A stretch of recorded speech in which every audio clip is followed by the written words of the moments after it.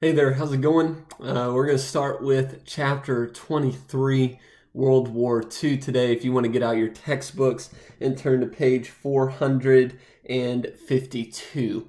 Page 452 is where we're going to start. It's a brand new day, brand new chapter. I've decided, you might be thinking to yourself, Mr. Fuqua has just given up. There's no gel in the hair or anything. Well, school's out, so the hair's out. Okay, today. It's time I about get a haircut. But because the haircutting places are closed, don't know what I'm going to have to do. Maybe I'm going to have to get some clippers from the store. My wife's going to have to trim my hair for me. We'll see. And you'll know if she does cut it because I'll be wearing a hat from that point forward if it's not good enough. But anyway, let's go ahead and pick up with chapter 23, World War II. And please notice the dates that are on the slide, 1939 through 1945. That is the beginning and ending date of World War II. That will be on a quiz or test, so you need to make sure that you know 1939 through 1945. Now, please do note that the United States did not join World War II until 1941, but the war had started in 1939 and did end in 1945. So make sure you know that. Let's go ahead and pick up with Roman numeral 1, tensions rise. This is on page 452. In your textbook, it really says storm clouds gather. But let's look at three countries that would later be known as the Axis powers. Let's look at their leaders, and let's look at the forms of government in each of those countries. And first and foremost, we'll start with Italy, which implemented a form of government called fascism. Now, Benito Mussolini was the leader of Italy during this time. He had an interesting background as a newspaper owner, but quickly climbed the political ranks until he assumed main control of the country as dictator. His nickname was El Duce, which means the leader.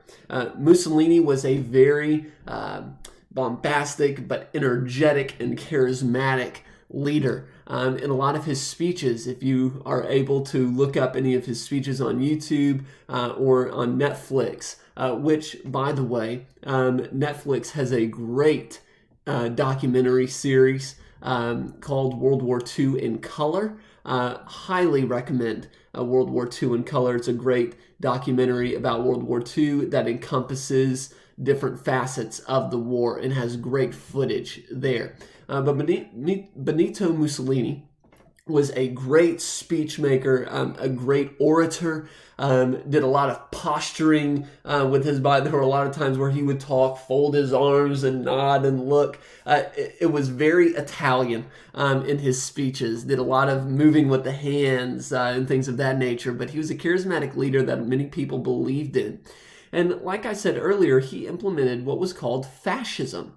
Now, Italian fascism promoted a totalitarian government, meaning that the government takes control. But it allowed private ownership of property and heavily regulated all economic activity. And you might say, Mr. Fuqua, how is that not communism or socialism? Well, the big part there is that, yes, it is a totalitarian government, that it controls the actions of its people and controls all the laws, but it allows private ownership, which is kind of like capitalism, where you're able to have private ownership of land or business. And the only thing is that the government, while it didn't control these businesses or the means of production, it did control the economy, meaning it controlled how much it taxed the people. It would control markets and things of that nature. So it wouldn't tell you how to run your business, but it would tell you how much taxes you had to have, and of course promote heavy guidelines that these businesses would have to follow. Now, the third portion on the notes here under Italian fascism is the Black Shirts. The Black Shirts it was an organization that was basically described, or can be described as bullies or thugs that worked for Mussolini. If a well-known personality were to speak out against the fascist government in Italy, then the black shirts were called in to provide muscle and make that person disappear, or quiet that person, or beat him up in public to intimidate the public and show them this is what's going to happen to you if you go against Mussolini. So the black shirts were Mussolini's thugs. Real quick, I wanted to pull this up to better describe to you what fascism is. And by the way, here's a picture of Mussolini there on page 452. But it says here, both Hitler and Mussolini introduced fascist governments to their countries. Fascism combines belief in the superiority of one's ethnicity and nation with the belief that the state should control much of life in order to ensure national unity. So we're seeing here extreme nationalism, based on the belief that one's race is superior to others. So it's kind of mixing racism and nationalism. Fascism is opposed to classical liberalism, with its emphasis on individual liberty, and communism, since the class warfare of communism disrupted national unity. So what it's saying here is that fascism is against communism, and it's against liberalism, which promotes freedom. Because the thing is, whenever someone views themselves as an individual, sometimes an individual's thoughts might go against what the state or that nation's government, what it wants them to think. So fascism is against individual thought or freedom, but it's also against communism, because communism says all individuals work together here. It promotes class warfare, saying that the workers need to come together to fight against the government. And so that disrupts national unity. So fascism is against communism, and it's against liberalism and the freedom of the individual. It says here, fascism had precedents in history. Earlier societies and philosophers had promoted the state, or the government, the country, over the individual. In ancient Sparta, men were taken at an early age and placed in military training schools. Individuals had greater loyalty to the city-state than to their families. In the 19th century, the German philosopher Hegel argued that a person was important only as part of the state, not as an individual. So he's saying here, you are only important if you are producing for the state. If you are just working for yourself, or you're not good enough. Every person works toward the benefit of the state, towards the government. It says here, continued, another 19th century philosopher, Nietzsche, promoted fascism through his belief that man could become perfect by forcibly exerting his will. Fascism succeeded in Germany and Italy for a number of reasons. In both countries, charismatic leaders inspired the people and used propaganda to promote fascism. Also, the depressed economic conditions in both countries made the people more willing to accept change. And in the case of Germany, the harsh conditions set by the Treaty of Versailles after World War I caused the German people to blame others for their problems. If you remember, the Treaty of Versailles was not fair by any means. It placed a lot of the blame on Germany, and they were put into an economic depression because they were having to pay so much money to other countries. Fascism exerted strong central control over all economic and social activity of a country. Remember, it was saying that it controlled economic parts of the country, but it did not control private ownership of businesses. The government did not actually own businesses or industries. Private ownership continued, but it told its owners how to run their operations for the greater public good and taxed them heavily to achieve the government's goals. The government also maintained strict control of the educational system and process. So that's fascism. It's using ideologies or philosophies of racism, and national unity to tell people how to live their lives. But it's against communism and individual freedom. Okay, so let's move on in our PowerPoint here with Japan. So the military took over the government in Japan. It had a lot of power. Now, they still had an emperor, at that time, who was or who was viewed by the Japanese people as a god. So he was kind of the face of the government, but he wasn't the brains behind the operation of the government. That was the military. So we call their form of government militarism, okay, where the government is controlled by the military.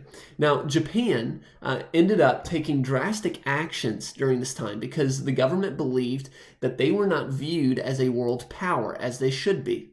And so they began invading territories around them to grow as an empire.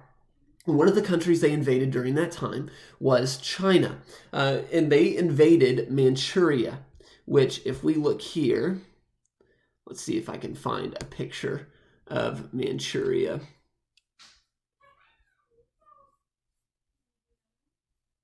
All right, so here's Manchuria. They invaded Chinese Manchuria, captured it. There's one area in Manchuria called Nanking that is mentioned in your notes. This is the Nanking Massacre.